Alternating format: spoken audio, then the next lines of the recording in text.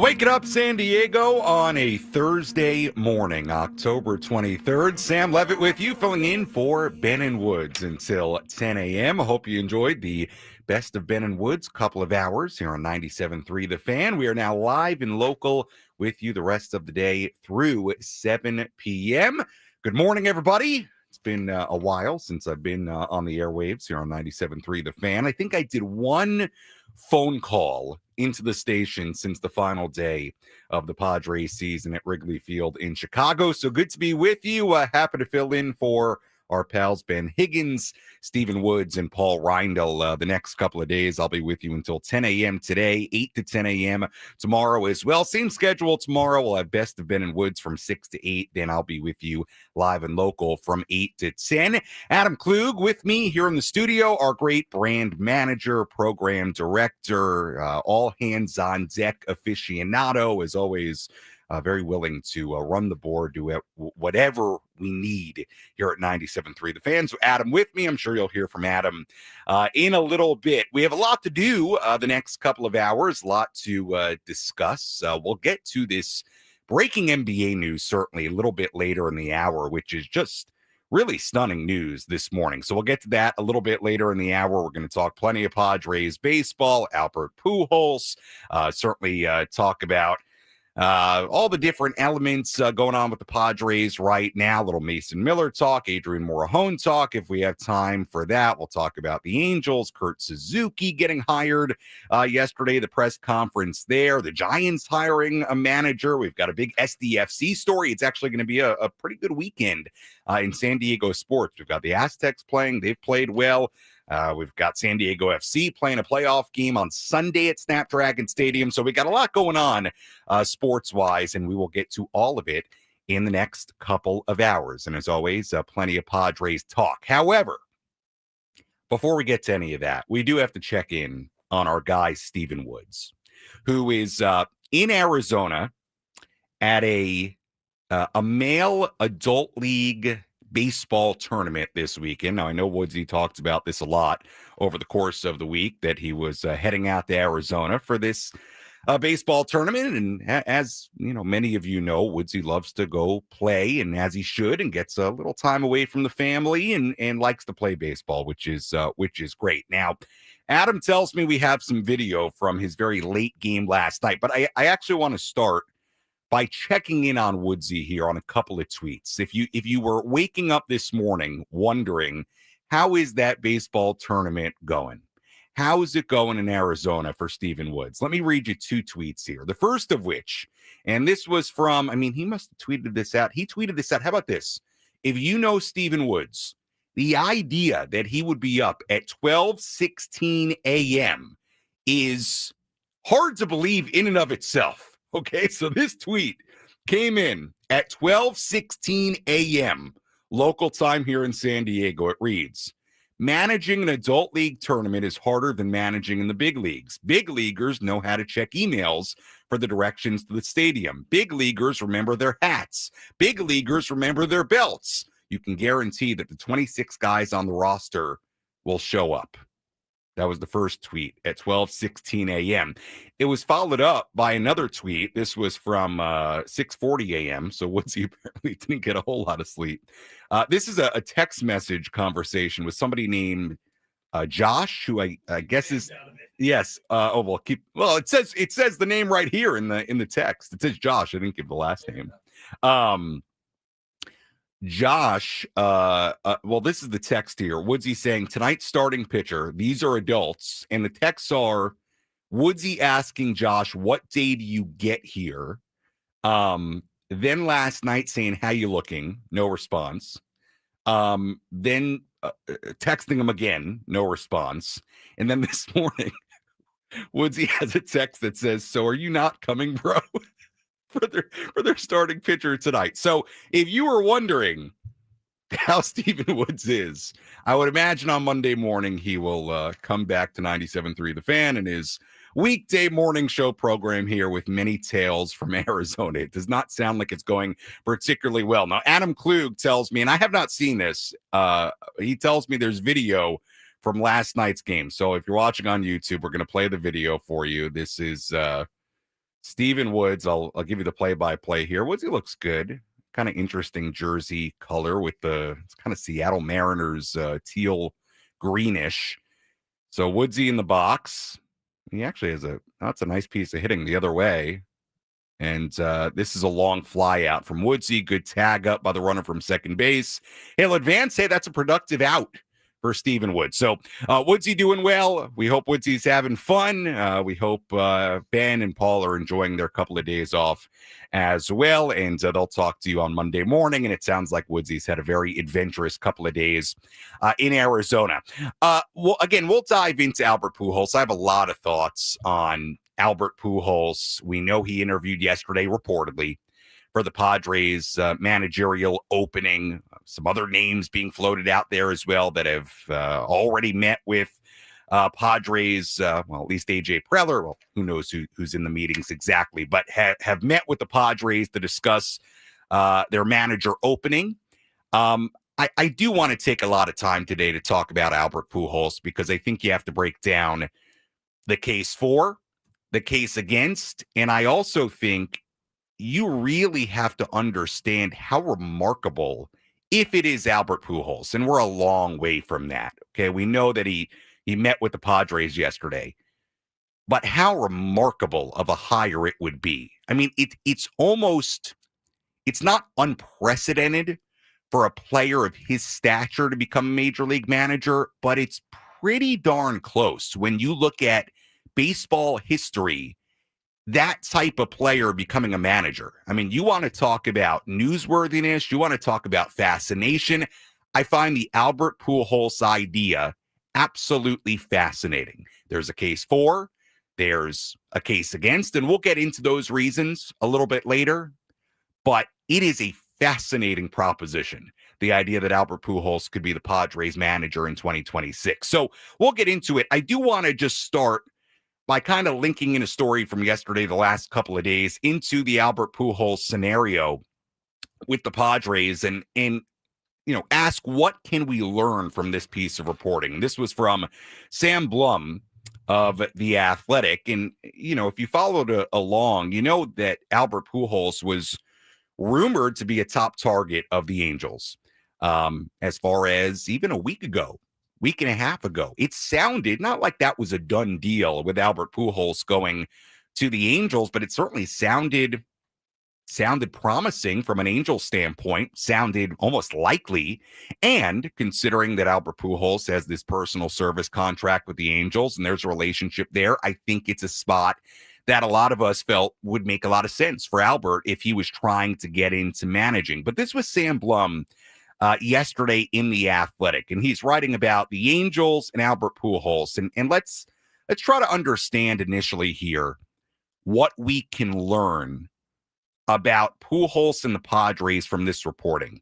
Sam writing, from the start of this process, owner Artie Moreno and his lieutenants were focused on hiring Albert Pujols. According to a team source, Perry Manassian, Angels general manager, flew to St. Louis to meet with Pujols on October 9th. The meeting went well, and they were progressing on a hire. A week later, talks fell apart because of a difference of opinion on money and years, the source said. It's unclear if the Angels were only offering Pujols a one-year contract, but it is clear that money was a priority in this hire. With the lockout looming, Moreno seemingly doesn't want to be paying a manager while the collective bargaining agreement remains unresolved. Moreno did not attend the press conference for Kurt Suzuki yesterday, which is kind of fascinating in its own right. Look, I think the moment you saw Kurt Suzuki signing a one-year contract with the Angels and tying himself into Perry Manassian, it kind of told you everything you needed to know about Albert Pujols and the Angels.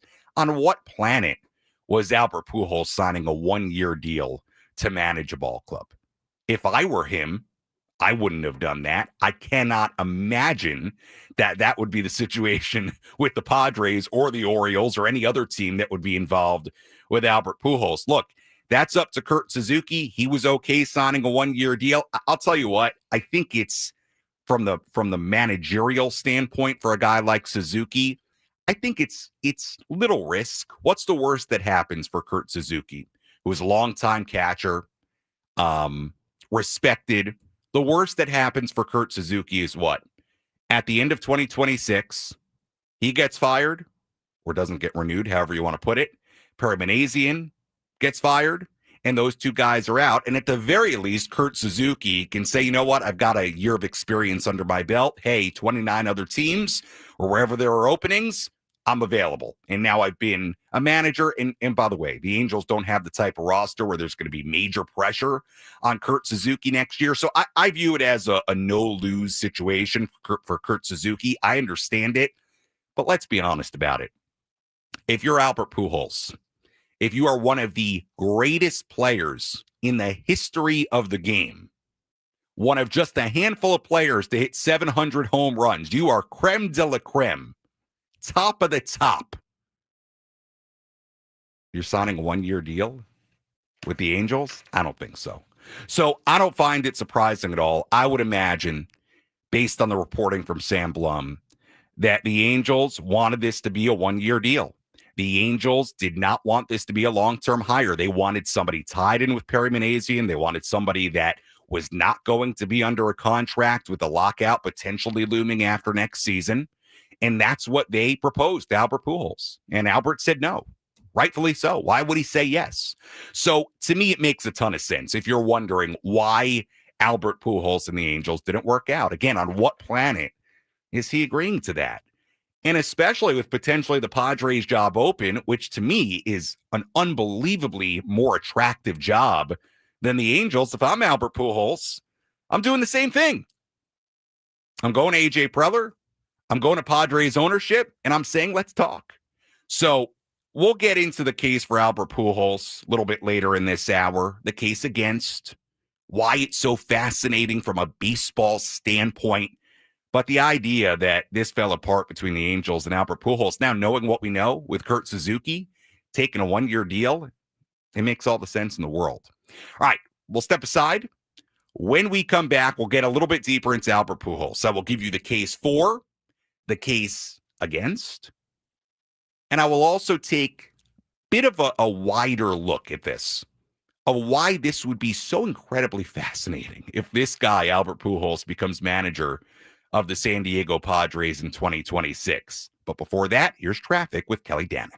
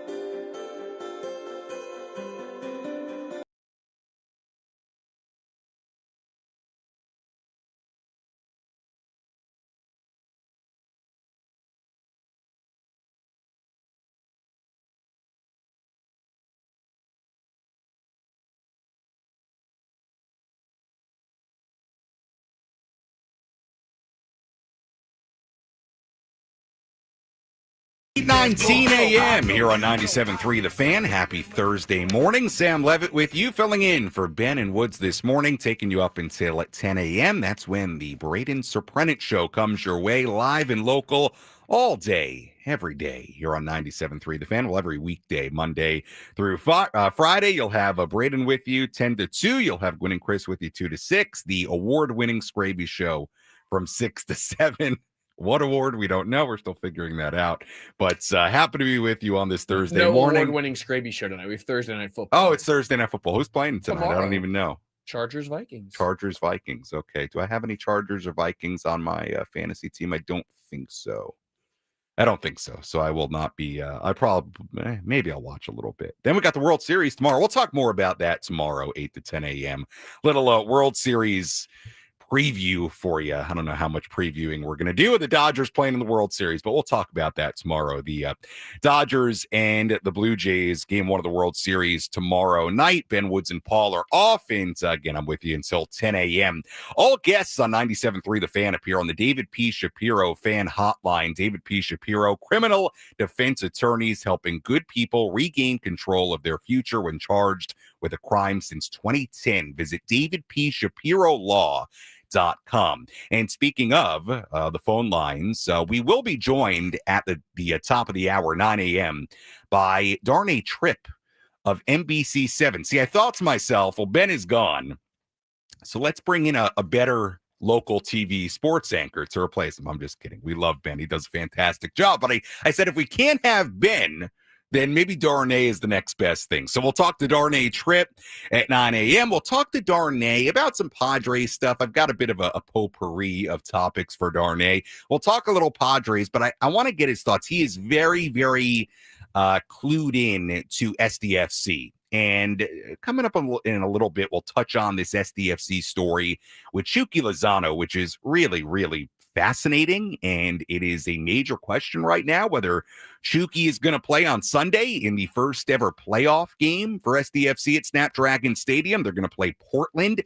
That was decided last night in an MLS wildcard game. I'll be honest with you, if you're looking to me as the MLS expert, you're not going to get it. But this Chucky Lozano story, it's a little bit juicy. So we'll dive into that towards the bottom of the hour. Then we'll reconvene with Darnay about that at 9 a.m. We wrapped up the last segment by getting into the Albert Pujols story. And of course, the story being the idea that Albert Pujols could become the next manager of the San Diego Padres. Pujols, again, reportedly met with Padres officials yesterday about the Padres managerial opening. And like I said before the break, I think there is a case for. I think there are concerns that you can have in a case against. And I also think that it is just a fascinating proposition for a variety of reasons, the idea that Albert Pujols would be the next manager of this team. I think something important to remember, and I thought Alden Gonzalez, who was on 97.3 The Fan, Alden of ESPN earlier this week, made the point. It's not like Albert Pujols, and I guess before we get into the case for, this is kind of a part of that case for. it's not like Albert Pujols has no managerial experience at all. He has never managed in the major leagues. He's never been a coach in the major leagues. However, he did manage in the Dominican Winter League and won the Caribbean Series title last year with a team that got off to a rough start and led him back. And he's scheduled to be the manager for the Dominican Republic in the World Baseball Classic in March. Now, I would imagine there would be a pretty good chance that if he's a manager, whether it be in San Diego or elsewhere, that is no longer going to be his job at the WBC. I would find it hard to believe that in your first spring training as manager that you're leaving for weeks on end. So I don't know the answer to that. I think it's a fascinating question if he does get hired somewhere. But it is not like Albert Pujols doesn't have a lick of managerial experience. And before we get into the case for, the case against, let's revisit what Alden Gonzalez had to say earlier this week here on 97.3 The Fan, because I thought Alden did a really, really nice job of framing the experience that Pujols has and why this isn't necessarily a situation where it's a guy, albeit with as good a pedigree of a player as you'll find, why it's not just a guy rolling into a potential major league managerial job with no experience whatsoever. Yeah, it's a fair question. I think number one, Albert Pujols has always been somebody as a player who was revered by other players, and I think that carries a long way. And I think Albert also was known as somebody throughout his career who was a very intelligent baseball player, somebody who was very instinctual, somebody who knew how to navigate a game. I think that the combination of those two things go a long way with him. But also, I do think that what he did in winter ball opened up some eyes. Tony, I'm not sure if you ever played in winter ball. I apologize for not knowing that, but not in the Dominican. Okay. No. That is an insane atmosphere. People there are baseball crazy in the Dominican. You go through like a 3-game losing streak and people want you fired. Okay, like that. You talk about like the pressure cooker. Winter ball in the Dominican Republic is it. And the fact that he navigated that and his team, the Leones, got off to a really bad start. And for him to eventually like win the championship, like I think that opened up a lot of eyes. He's already been named the manager for the Dominican Republic. And I think also too, like the name Albert Pujols carries a lot of weight. So if you're an owner no doubt who wants to make a splash, create headlines, like, yeah, you hire Albert Pujols.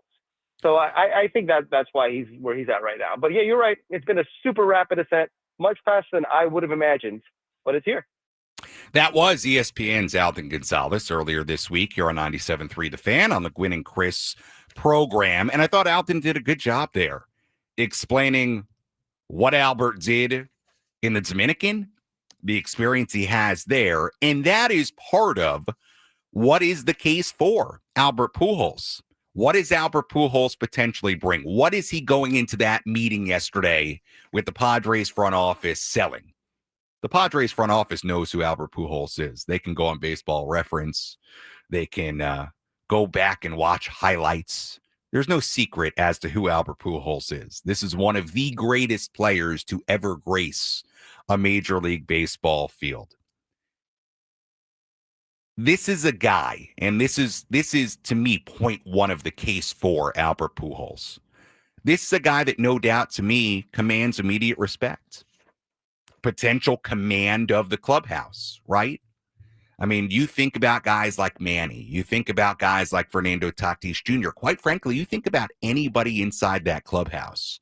When you look at the history of Major League Baseball, it is nearly unprecedented.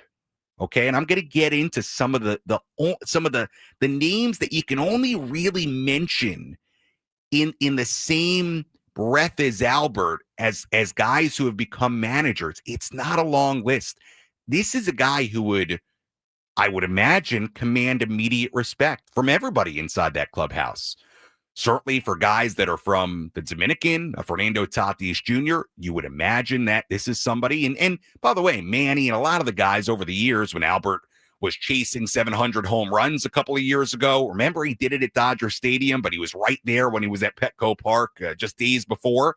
I mean, those guys talked about it then, the immense respect they have for Albert Pujols, as they should. He's one of the greatest players of all time. So I think it goes without saying that Albert, if on your managerial checklist, if one of the top points is, hey, we need a guy that's going to command the room, a guy that's going to command respect, well, I think it's safe to say Albert commands that respect. So that is point number one in the case for.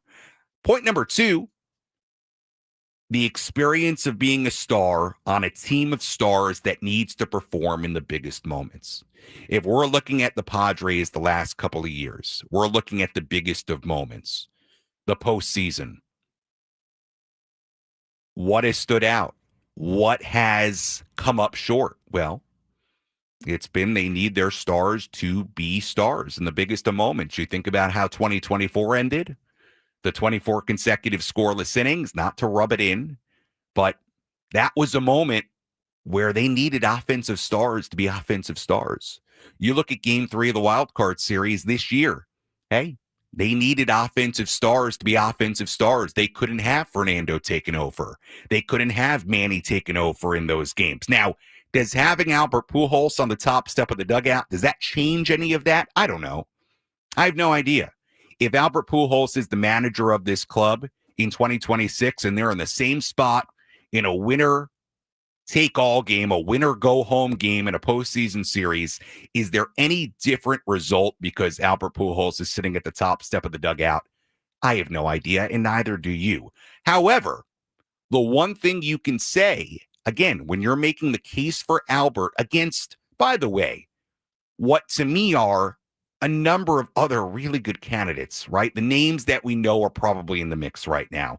Guys like Brian Esposito, guys like Ruben Niebla, who's terrific, who I'm a huge fan of, guys like Mark Loretta, potentially, who I'm a huge fan of. There are a lot of guys in the mix right now that are deserving and I think potentially would do a great job. We're just talking about Pujols because we know he met with the Padres and he's such a unique character in this search. Is there a benefit to having a guy that has been the type of star these guys are, that has had to perform at the biggest of moments as stars? Somebody that can relate to that directly. When you hear it from Albert Pujols, it is direct. That guy has been there. He has been a star. He has performed at the biggest moments. He has been in the highest pressure situations. Does that play an impact on some of the shortcomings the Padres have had the last couple of years? Do you look at that as an organization and say, you know what? Maybe we need somebody who has been there, done that to help our guys get to that next step, right? Got a little sound in my ear. I think that's just my headphones. All right. Headphones acting up. We're good. I think that's a key point number two in the case for Albert Pujols. Point number three, a feel for a clubhouse and a game that only a player of his caliber could have, right? He's unique. Albert Pujols is creme de la creme as far as Major League history. He is the tippy top as far as the greatest hitters of all time, right? No debate. This guy is going to be a first ballot Hall of Famer. He might even be unanimous, okay? That's how great Albert Pujols is and was as a player, hands down, okay? Immediate respect, like we talked about. But there is a feel for a clubhouse and a game that only a guy like that can have. And obviously there are a ton of good players. There are a ton of high-quality players that have gone on to become managers. But again, Albert Pujols is nearly in a class of his own or a class of few as far as guys that can have a feel for a clubhouse, feel for stars, and a feel for a game that only a guy of that caliber could really have. He's a unique type of potential managerial talent. So that's the case for. When we come back, we'll talk a little bit about some of the cases against and take a wider look at at why this would be so fascinating if the Padres go in that direction for Albert Pujols as their manager in 2026. We'll continue the conversation. We'll also get into the SDFC story. I promise in the 9 a.m. hour, we're going to touch on the NBA story. It's not really San Diego related, but it is fascinating. So we'll get to that in the 9 a.m. hour. We continue on. Sam Levitt with you up until 10 a.m. right here on 97.3 The Fan.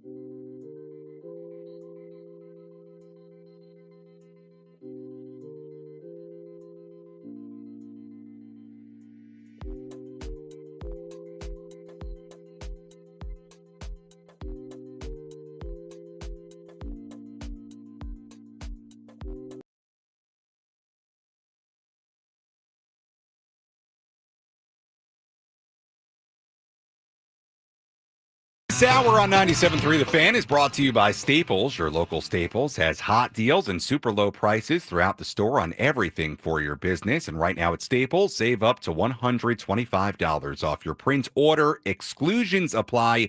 Visit staples.com/print for details. Ends November 1st. Plus, save even more with the Easy Rewards program at Staples.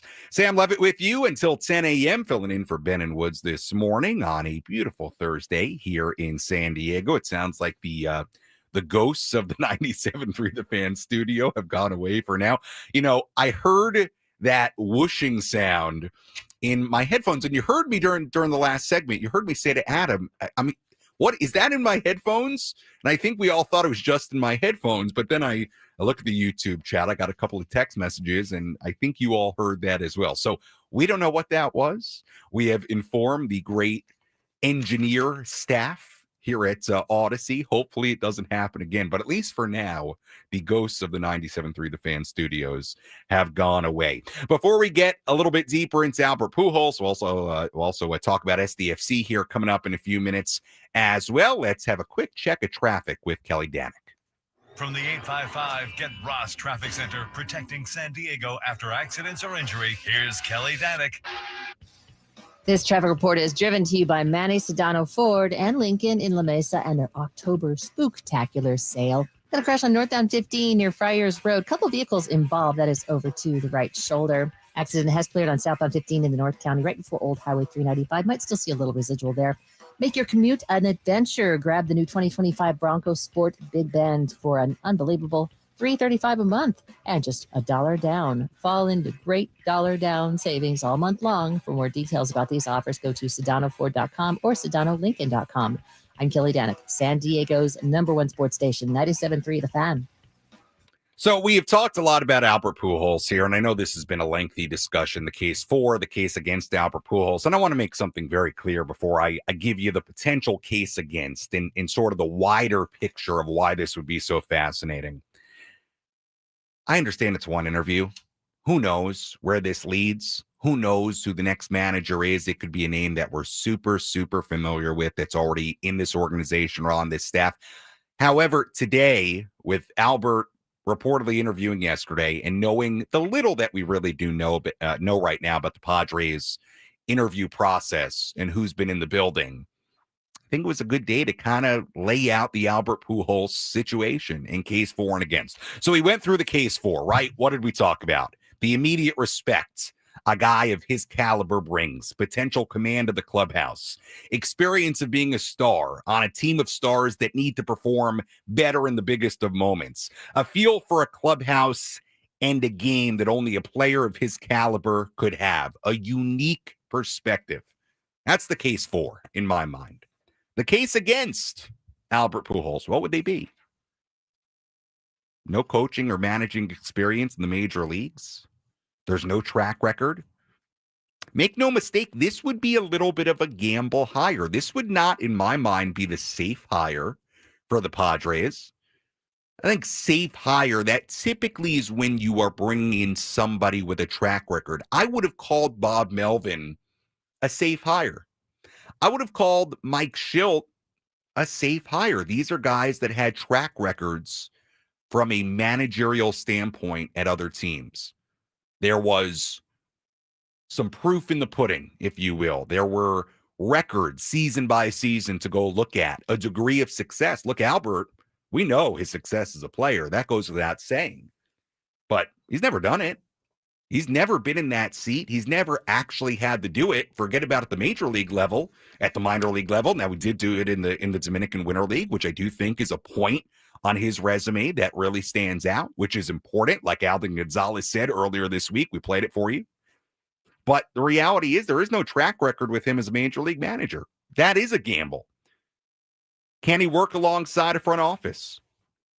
Can he collaborate with people that aren't Albert Pujols, a guy of that caliber? Albert Pujols, I would imagine in his brain, thinks to himself, and I've talked to Albert, I think once ever, and I think it was in a scrum. I'm not going to make it like I know Albert well. I don't.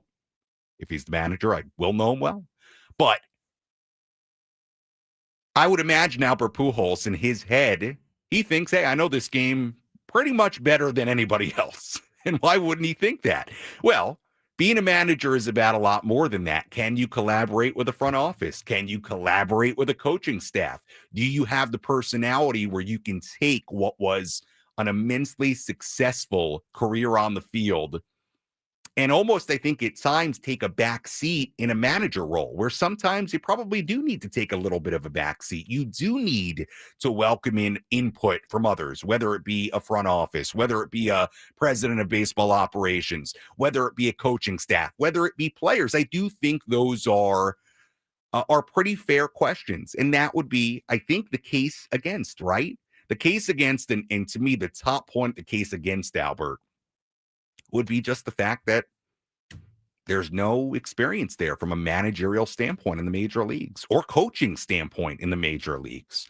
So we'll see. All we know right now is that he reportedly met with Padres officials about the job, that the Angels were really interested, that it fell apart. We now kind of understand that, like I said earlier. Fell apart because the Angels were looking for a guy in a one-year deal. And Albert was never going to do that. So that is the case for and against Albert Pujols. Again, probably premature to have this conversation, but I think a good day to have it based on what we know about the Padres managerial search. I want to kind of wrap up the Albert part of this by making this point to you. And this is where I'll tie a bow on it, and maybe we'll get more into it tomorrow. We'll see.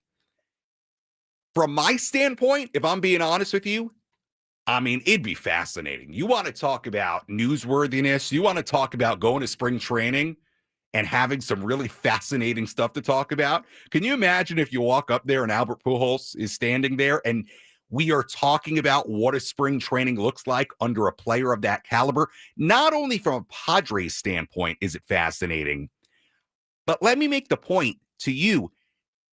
It is nearly unprecedented to have a player of that caliber in Major League Baseball as a manager. There have obviously been a ton of good, great, even Hall of Fame players that have become managers. I'll give you some names. Paul Molitor, Ryne Sandberg, Yogi Berra, Joe Torre, Don Mattingly, Gil Hodges. Think about some guys today. Aaron Boone, pretty good player. Skip Schumacher, pretty good player. Craig Counsell, pretty good player. Alex Cora, Mark Kotze, good players that went on to be managers right now. There are two names, to your point, Adam. There are two names I think that you can really put in this same conversation with Albert if he gets a major league job. Forget the Padres for a second. If he gets any major league job in the next year or two. The two names that you really look at from a Hall of Fame, top of the top standpoint, number one's Frank Robinson, player manager in Cleveland in the late 70s. Then he managed the Giants, the Orioles, the Expos, the Nationals. After he retired, he last managed in the mid-2000s, so it's been a while. Frank Robinson, Hall of Famer, great player, 10th on the all-time home run list. The other name that I think you'd also put in that conversation, Ted Williams. Washington Senators manager, Texas Rangers manager in the late 60s and 70s. Again, we're talking about Frank Robinson. He managed for a long time. He started his managerial career in the 70s. It ended in the 2000s, okay? Ted Williams, we're talking 60s and 70s. Ted Williams, one of the greatest hitters of all time. If you want to just look at home run list, he's tied for 20th all time. No doubt, hands down, one of the greatest hitters to ever live, much like Albert Pujols. That's kind of it. Pete Rose is another one. I'm talking about Pete Rose is certainly another one, to Adam's point. He said Pete Rose to me. Absolutely. You put Pete Rose in that conversation as well. But that's kind of it. Unless I'm missing somebody major, and I don't think I am, there is in the last 2 decades, okay? And Frank Robinson started managing in the 70s. When you want to look at the more modern era of baseball, there's not a ton of precedent at all. There is nobody that played in the last, what would it be, 50 years of that kind of caliber that has gone on to become a manager. Albert would be very, very, very unique. And to me, that's part of the reason why it's so fascinating if he gets this job, if he gets another job. Obviously, Padre land, we're going to care about it a lot more if he's here. If he's with the Orioles, we're not going to focus on it. It's fascinating. There is very little precedent for a guy of that caliber, especially in the last few decades, doing it. So to me, it's fascinating. It would be a newsworthy, fascinating hire. The only way I could get to players of that caliber was if you broaden the scope to hitting coach. And then we're talking Barry Bonds for one season with the Right. Marlins and Mark McGwire. We're talking as well. manager. I'm just saying that caliber hitting coaches. Absolutely. There have been guys, Bonds, McGwire. I'm sure there are a lot of other names if we dug into it that have been on staffs. I'm talking about manager. Now, other sports, it happens. Jason Kidd. We were talking about it the other day, Adam. There's probably a lot of different names we could go to. Guys that were great players, Hall of Fame caliber players that have gone on to become head coaches. And obviously, like I said, there are a lot of guys in baseball that good players, Hall of Famers that have gone on to become managers. But I'm talking about like there's Hall of Famers and then there's Hall of Famers. Frank Robinson, Ted Williams, Albert Pujols, those guys, they're in a class of their own, right? And it is very rare for a guy at that tippy top to go manage a team at the major league level. There's extremely little precedent of it, which makes it fascinating. All right, before we go to break here, because we're going to welcome in Darnay Trip at the top of the hour, I do want to touch on this Chucky Lozano story with SDFC. Now, SDFC is going to play their first playoff game in team history on Sunday against Portland. What time's that game? 6:30. Oh, I got to bring it up here. All right, we'll get to it after the break. I'm sorry, I don't have the information in front of me. Look, I'm not going to lie to you here. Okay, I'm not going to make it like I've seen every second of SDFC this year. I have not. Okay, I've watched a little bit here and there. You know, I know Anders Dreyer. I know Delatorre is another good play. Chucky Lozano, I know enough to talk about it with this story. You're not claiming to be Soccer Sammy. I am not. I'm not claiming to be Soccer Sammy. But this story, we'll talk about it more with Darnay, who is much more locked in on this than I am, admittedly. Chucky Lozano, his status for Sunday's game is uncertain due to an internal situation. This was in The Athletic from Tom Bogert. This was yesterday. Let me read a little bit of this here, and then we'll go to break. We'll bring in Darnay at the top of the hour. Lozano was absent from the club's match day squad in its decision day win against Portland on Saturday. That absence was due to a verbal altercation that took place in the locker room earlier this month, sources said. Lozano was subbed off at halftime during San Diego's game against Houston on October 4th. He was extremely unhappy about it, and that's when the verbal altercation took place. One source said Lozano needs to prove how committed he is to the locker room in order to be available to play in the playoffs. San Diego's first round one match is Sunday. It'll be against Portland. Talk about a major story. Let me put it this way. If the Padres were about to play a playoff game, and I don't know, who's a star we could pick? Manny, take your pick a star. And there was some conflict, and they were maybe not going to play game one of a playoff series, we'd be talking about it. It'd be a really big deal. So this is a fascinating story. We're going to talk about it with Darnay when we come back right here on 97.3 The Fan.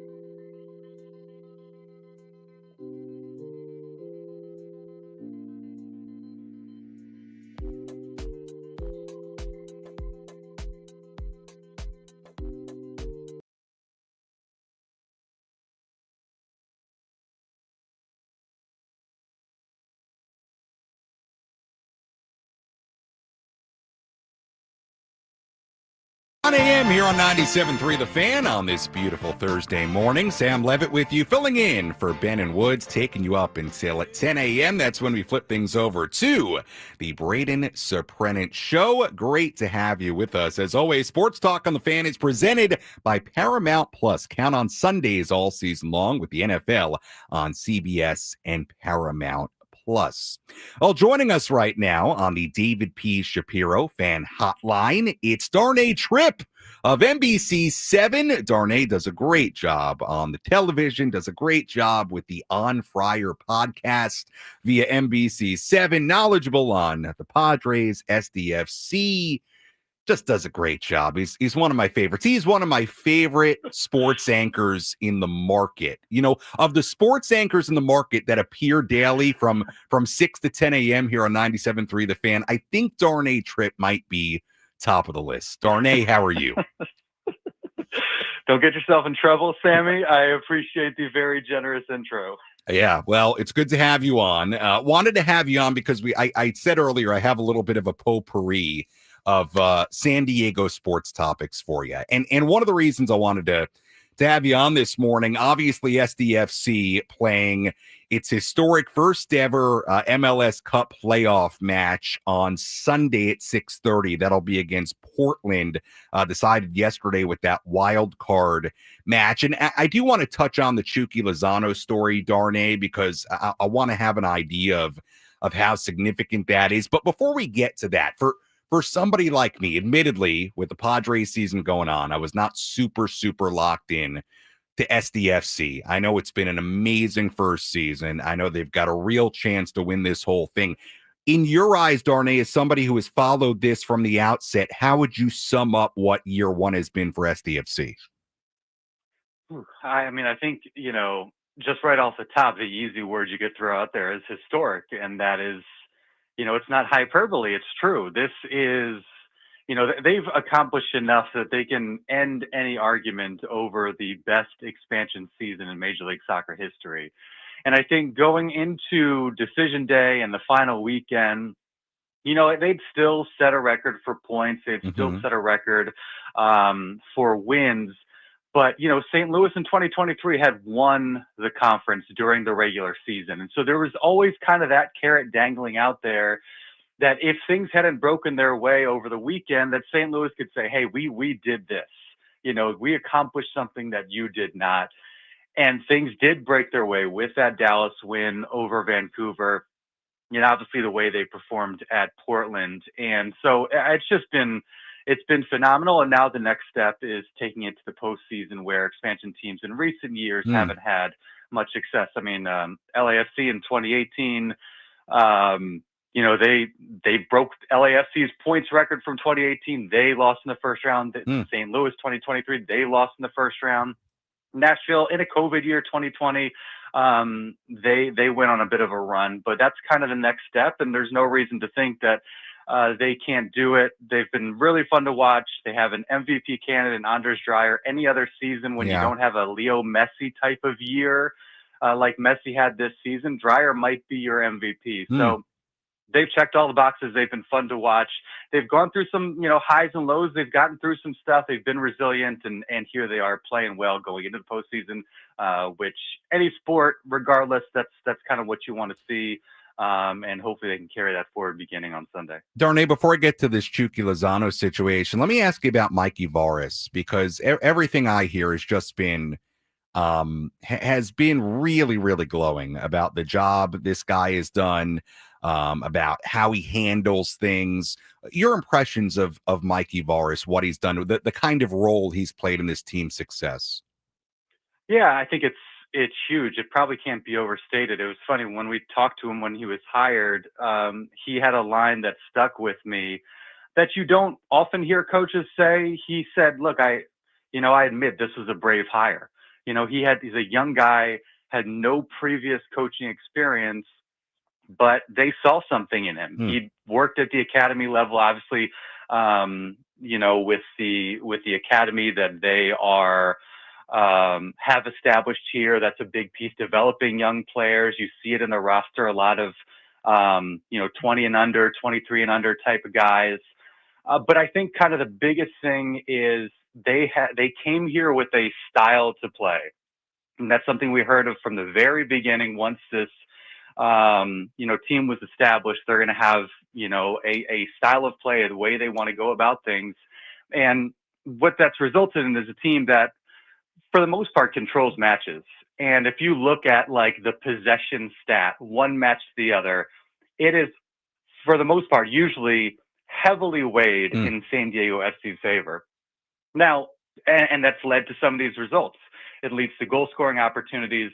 They are a team that wants to move the ball forward. They want to score goals. They want to win games. And as we know, for those of us who aren't soccer diehards, people joke about, teams just sitting back, playing for the draw, that sort of thing. They're not being scoring. People want to see scoring. People want to see offense. And that was, I think, one of the cool first impressions with this club is like, they're going for it, thinking about them potentially playing Real Salt Lake. That was one of the first instances early in the season on the road. It's tied up late on the road. In a lot of instances, you'd say, let's take the point, get on the plane and move on. They pushed forward. They scored a goal. Then they scored another goal, 2 goals in stoppage time. Things you just don't see a ton of that are kind of the identity of this team. And Mikey Vares has been steadfast in enforcing the identity of this team, really establishing that, staying true to it. And he's done a phenomenal job.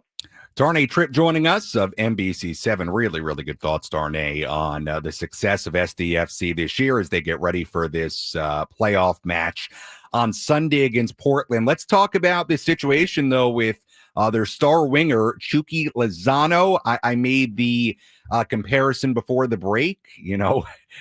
If a Padres star had some kind of situation like this internally with the manager, and it sounded like they weren't going to play in game 1 of a playoff series, my goodness, it would be national news, not just San Diego news. So I can't even imagine how we'd address that.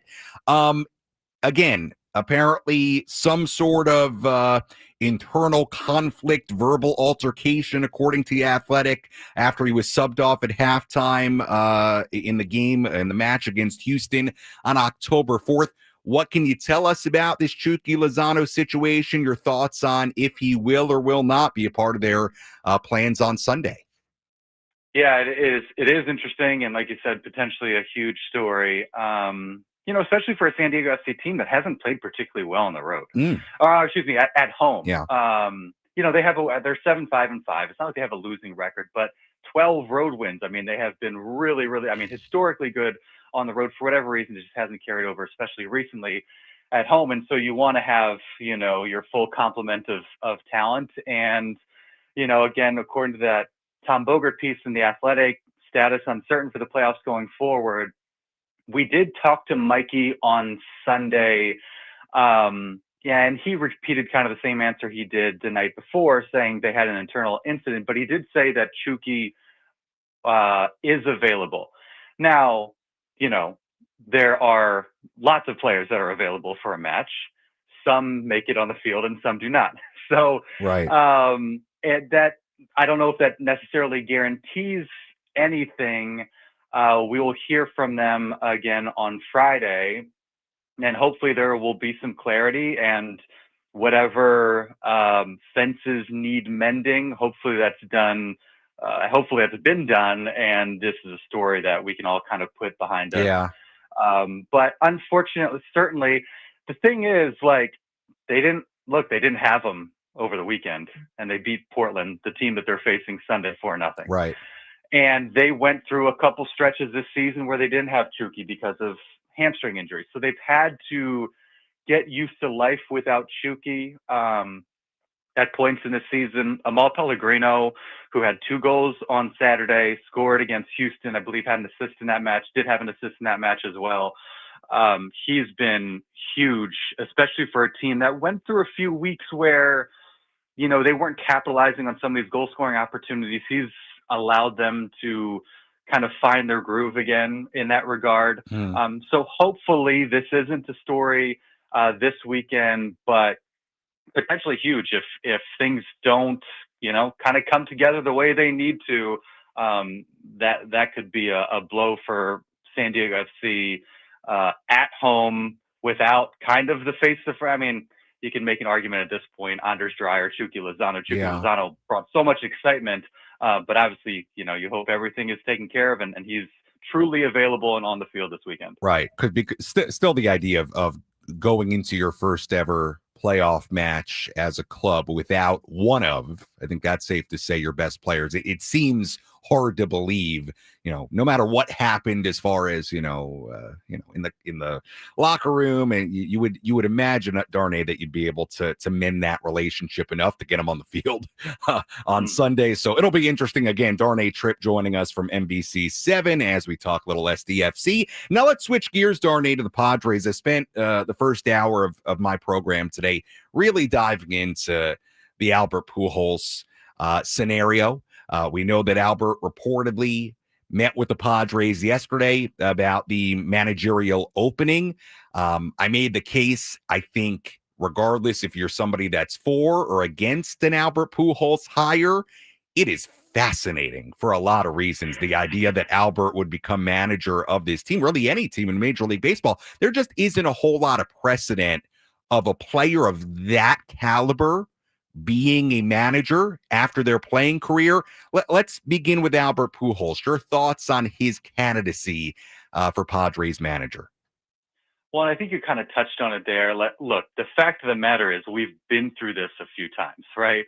We've been through this, with the hiring of Jace Tingler. I think Bob Melvin was kind of a wow hire because we're all very familiar with what he accomplished in Oakland. Been through this with Mike Schilt. And so, I think when we found out that Schilt was stepping away and that this was happening again, part of me was like, I'm having a tough time conjuring up the excitement and the optimism for like whoever it is that they hire. But if they hire Albert Pujols, I think there's there's no assumption that Albert Pujols is going to be an ace manager right off the bat. Yeah.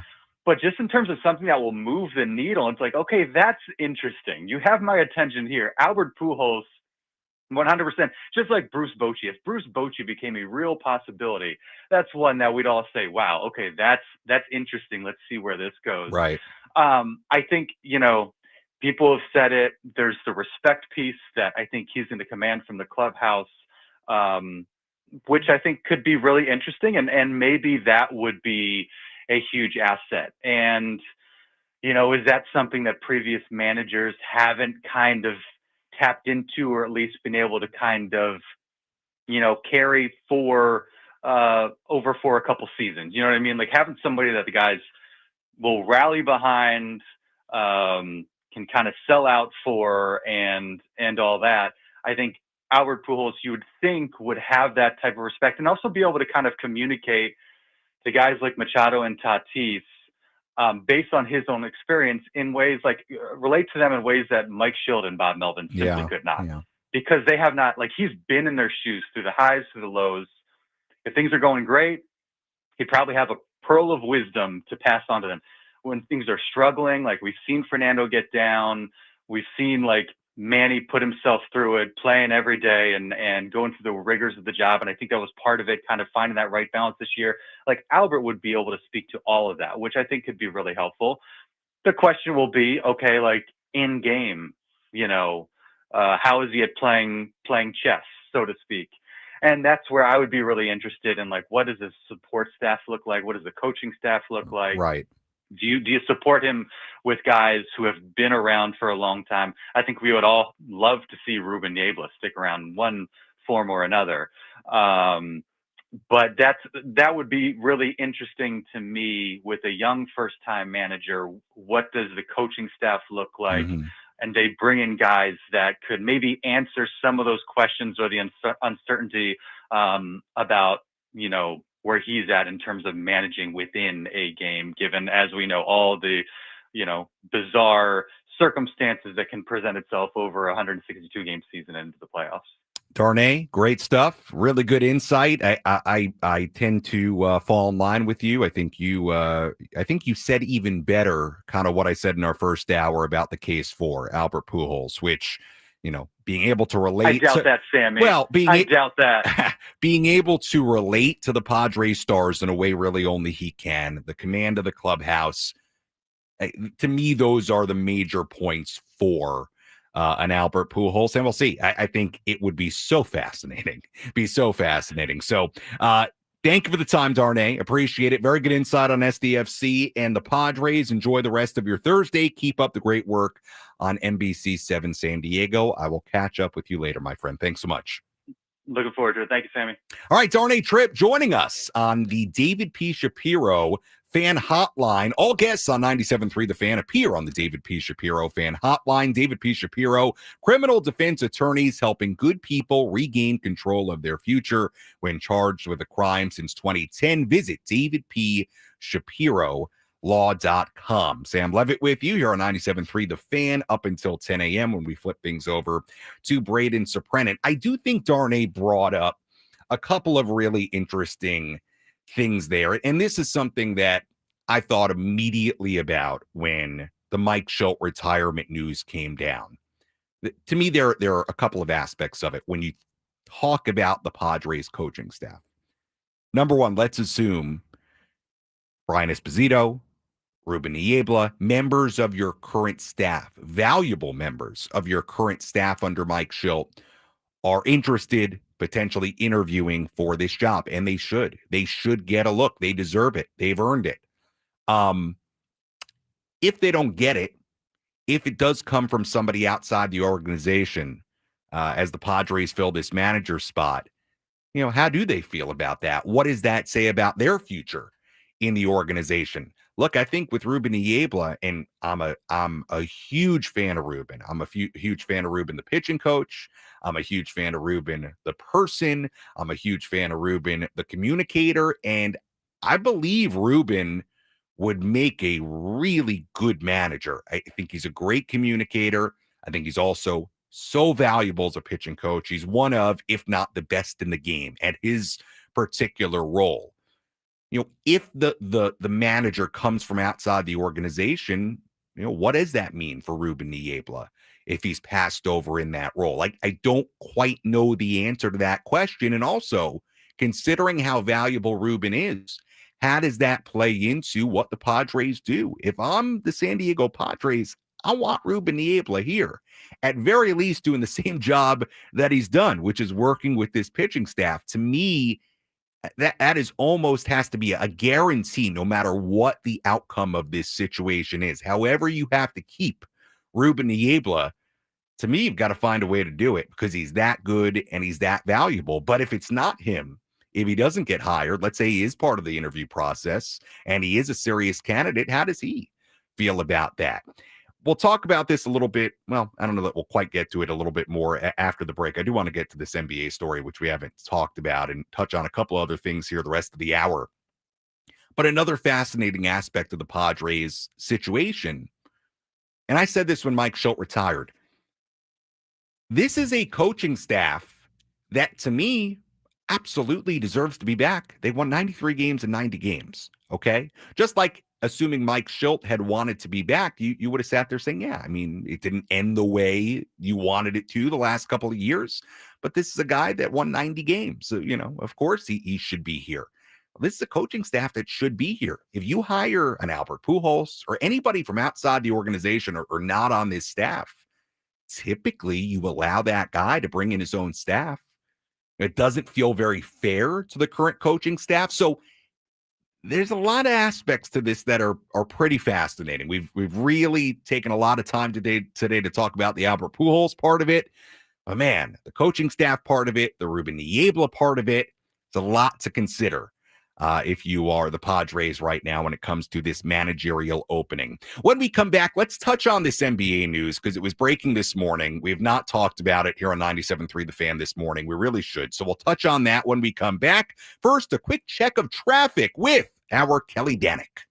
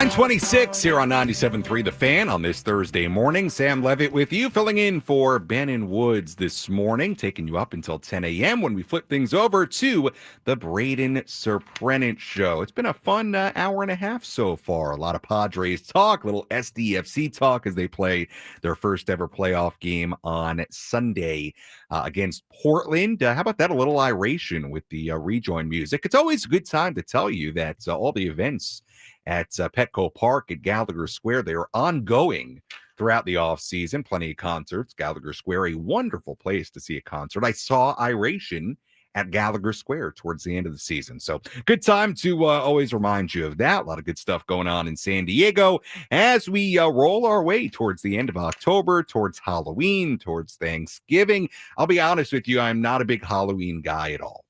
Not at all. I don't like dressing up.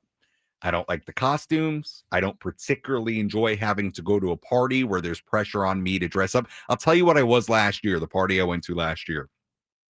I ordered from Amazon a sprinkled donut costume, and it was just a circular donut suit that was supposed to be like a strawberry donut with sprinkles. And that's what I did. And it was not good. It was lame. See, like the only thing worse than like the Halloween party is going there with kind of a lame costume. And I know I put in no effort. I'd almost rather not go or just show up without a costume. Yes, Adam. My kids are bummed about Halloween this year. Why is that? First year, they're not going to get to go trick-or-treating. We are flying to Atlanta next week for a family event that's going on over the weekend. And so we will miss trick-or-treating on Halloween. You're flying on the 31st. Flying on Thursday. Yeah. Okay. And we'll be in Atlanta for Halloween. Well, you could still go trick-or-treating. There's a big in Atlanta. family event going on. Oh, I got it. So okay. we're gonna have stuff. I'm not a big Halloween guy. Kids are like, all. what about I'm really candy? We're gonna miss all the candy. Yeah, well, look, that's a big deal when you're your kid's age. You know, how old's your oldest? 11. She's 10. She'll be 11. Yeah, I mean this is prime time age for that. So I get it. I get it for the Klug household. That's unfortunate, but I'm really not a big Halloween guy. All right. Speaking of scary. Speaking of things that come out of nowhere to scare you, surprise you. We had that news this morning with this NBA news, which is just crazy. And Adam, I'm going to ask you to chime in here and provide some details. It's almost hard to follow with what's continually coming out about this story. Let's set the stage, though, with the basics of what came out this morning. Federal prosecutors, and this was before we came on, it was during the best of Ben and Woods. We didn't get to it. I didn't think it was super San Diego newsworthy to get to early, but it's a huge story. I mean, anytime you wake up to a current NBA head coach getting arrested by the FBI, NBA Hall of Famer. Yes, it's worth talking about. Let's give you the basics here. Federal prosecutors this morning announced over 30 people were indicted in 2 separate illegal gambling related cases. One of them we sort of knew about. That was with Miami Heat guard Terry Rozier, who, by the way, was available for the Heat last night in their season opener. Portland Trailblazers head coach Chauncey Billups, Hall of Famer, and former NBA player Damon Jones are among those arrested this morning and allegedly involved in the schemes. Now, here's where it gets really, just like crazy. The Lucchese, and this is, by the way, right up Stephen Wood's alley. He likes this mafia stuff. The Lucchese, Bonanno, Gambino, and Genovese mafia families were allegedly involved in backing rigged poker games to scam victims out of hundreds of thousands of dollars, officials announced. Now, can we clear Joey Lucchese's name from this? I believe so. Okay. Now, Chauncey Billups, and it's worth noting this, Chauncey Billups is the one that is allegedly involved in the poker scheme. Terry Rozier, and I believe Damon Jones as well, they are allegedly involved in things that have to do with NBA games. The trafficking of inside information related to bets. Yes, so these are 2 separate cases, but they're being treated in the same headline, essentially, is what I gather. Here was the crazy part, and I was listening to this on the way in, some of the prosecutors talking at the press conference. during the poker games, because the NBA gambling stuff, essentially, and you can provide some more details. Let me read it. I really don't want to get the details wrong here. But like I just read this on X, and I think this is from The Athletic, I believe. Here's kind of an example with Rozier of how crazy this is. And then I'll get into the poker, which is like crazy on another level.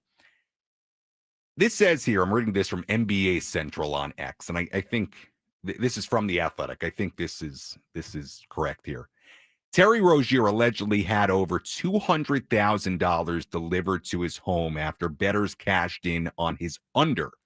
It says via The Athletic, on March 23rd, 2023, Rozier, while playing for the Hornets, let others close to him know that he planned to leave early with injury. Associates bet more than $200,000 on Rozier's unders, and winnings were delivered to Rozier's home, the indictment alleges. I mean, so again, essentially what the prosecutors are alleging is that Terry Rozier let people know, hey, I'm going to leave this game early with an injury, bet the unders. And then not only had people he knew bet the unders, but then apparently he was getting money for it. I mean, talk about what are you doing? For a little bit of context here, Terry Rozier has a $96 million Crazy contract. I mean, if look, and again, this is all alleged. You're trying to sort through X here and all this reporting. Okay, hopefully we're getting it all right here. Crazy. What are you doing? And talk about just a ticking time bomb of something that you're going to get caught in. Now, the poker, and again, these are two separate things. The poker games, and I'm reading this here from NBC News. During the poker games, and this is the Chauncey Billups part. During the poker games in one of the alleged schemes, those involved used technology such as poker chip tray analyzers and an X-ray table that could read cards face down on the table, prosecutors said. And I'll tell you, when I was listening to this press conference, that was like tip of the iceberg. There was tons of other stuff. They were talking about, having essentially, what did they call it? A quarterback at the table that was getting text messages from somebody off site that was getting information from these technologies. And then they were communicating somehow with other people at the table. It's a crazy story. Both are crazy. The NBA part of it, with Damon Jones, I got to read a little bit more about it. Again, we're keeping up with it this morning. There's a lot of details that are coming out. But what you need to know, there are two separate indictments that happened this morning. One with Terry Rozier, which he was investigated by the NBA earlier this year. So we knew there was something up with him. We didn't know the degree of it. We didn't know what would happen with it. But we knew that Terry Rozier had been under investigation. But this Chauncey Billups news with poker games that involved the Lucchese, Bonanno, Gambino, Genovese mafia families. We did not know about that this morning. And both were announced this morning.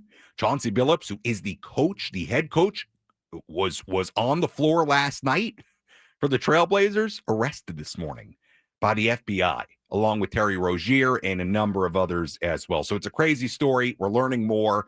It's hard to believe. This is not the first we've had of this across sports. I mean, in baseball, not immune to it, right?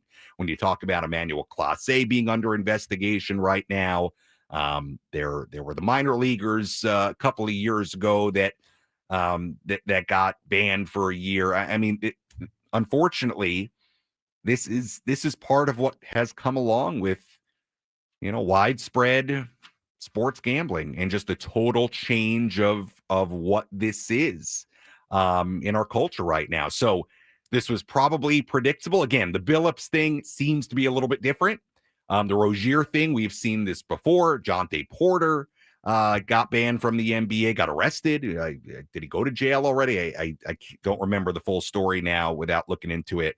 Jonte Porter? Yeah. He's pled guilty and he's awaiting sentence. Yeah, there you go. He's acknowledged and admitted to it. Yeah, I mean, this is not new. We're now seeing this more and more, but it's a crazy story out of the NBA this morning, especially when you're talking about an active player in Rozier and a current head coach. By the way, a guy who's a Hall of Famer and a champion in Chauncey Billups. It's a crazy story. It really, really is. So that was the breaking news this morning.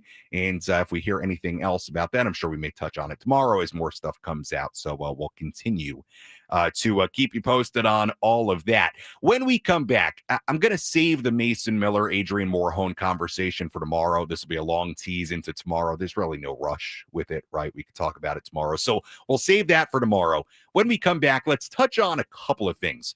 Number one, I think we should talk about the Giants hiring their manager, Tony Vitello from Tennessee. Talk about fascinating managerial hires. We'll touch on that. We've spent some time on the Angels today. We'll talk about this air conditioning story, which is just funny. So we'll talk about those two things. We'll put a bow on today's program, and we'll welcome in Braden Soprenin at the top of the hour. Sam Levitt with you, filling in for Ben and Woods this morning here on 97.3 The Fan.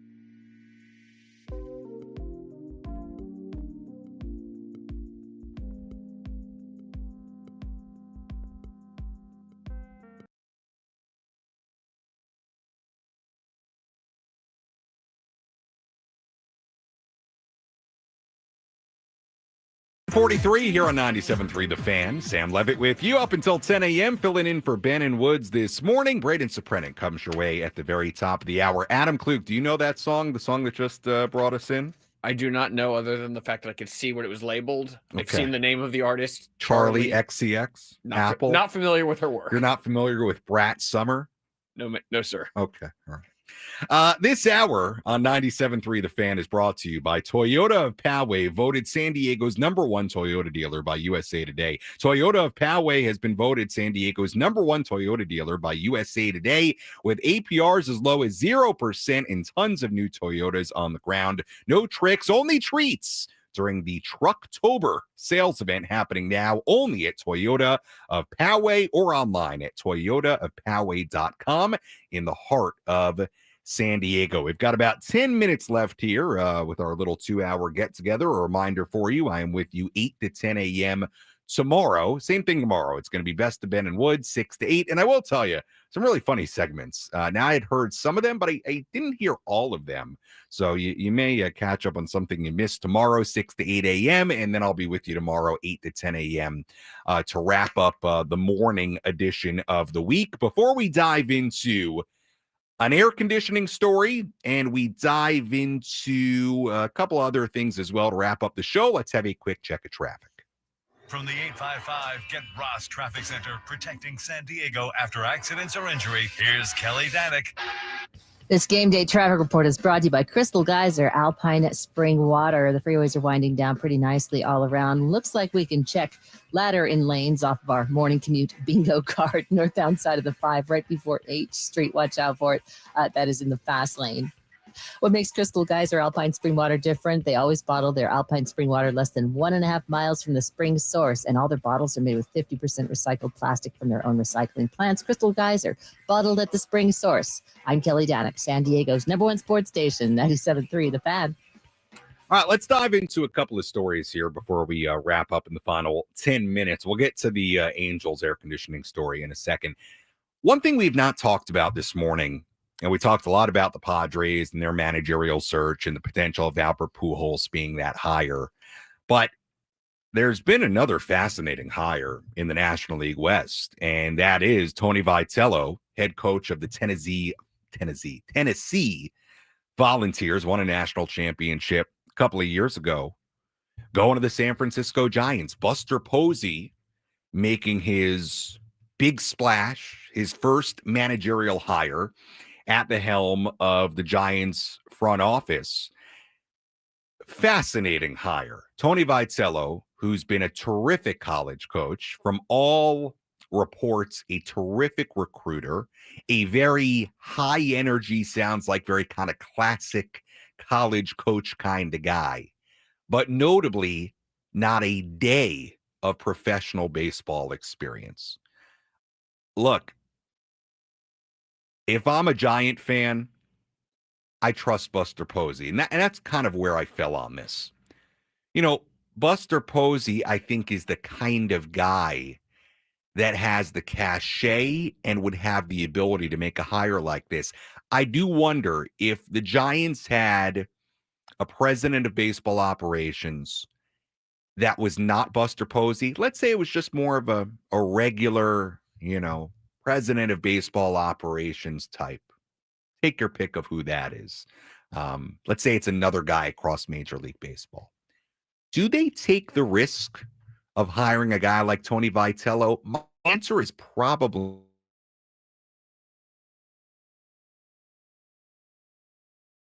Not only is it somebody that doesn't have a lick of pro ball experience, it's a very rare thing to see in baseball. I can't think of another example of it, of a guy with no pro ball experience going directly from college to the majors. This is not the NFL. Happens all the time, obviously, in the NFL. Happens in the NBA. Never happens in baseball. So it's unique. But I'll tell you what, Buster Posey is like the one guy in charge that I think can make this move, because if I'm a Giant fan, I trust Buster. I trust his his ability to determine if this guy who doesn't have any pro ball experience, if he's the right fit, if he can manage a major league clubhouse. Look, make no mistake, it is a totally different thing. It just is. These aren't 19, 20-year-olds. There isn't recruiting. These are guys that are older, that are making tons of money. It is a completely different job. There's no doubt about it. A completely different job. Yes, the game's the same. Yes, managing through a game, there are probably similarities, but it is a completely different job. But to me, Buster Posey is the guy, if this was going to happen, that can probably do it because he's got benefit of the doubt from a Giant fan perspective. And if I'm a Giant fan, I'm sitting there thinking to myself, you know what? I trust Buster. If he thinks this guy has what it takes, Buster Posey knows what a World Series winning clubhouse looks like, feels like, is managed like. I trust him. So, look, it's very easy, I think, to have knee-jerk reaction to this Vitello hire and say, well, you know, you're hiring a guy that is no. It could be a disaster. Absolutely. The whole thing could be a disaster. Okay? And there's a chance it is. And it'll get looked at as, wow, that was not particularly smart, and that's never going to happen again, where we hire somebody with no pro ball experience directly from college. Yeah, there's a potential that this is a one and done and we never see it again. Okay, there's total potential of that. There's also potential that it works, and Buster looks like a genius. And from the Tony Vitello standpoint, to me, it's a no-brainer for him. I mean, think about it. One of two things is going to happen for Tony Vitello. He's either going to go to the Giants and be successful, or he's going to go to the Giants. It's not going to go well. And then guess what? He's going to be able to return to college and probably have his pick of top college job because he's been there, done that with Tennessee. He's still young, and he will start anew with a college program.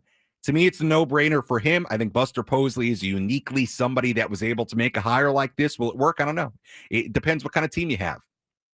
Yes, Adam. How big of a risk do you really think this is for Buster Posey? I don't think it's much. Meaning, I think if he has this a lot is of just cachet another there. GM, Jack Smith, Yeah, without I think the cachet of Buster Posey. I think you might be attaching your job to it. Right. Right. Buster Posey's not going to get fired if this doesn't work.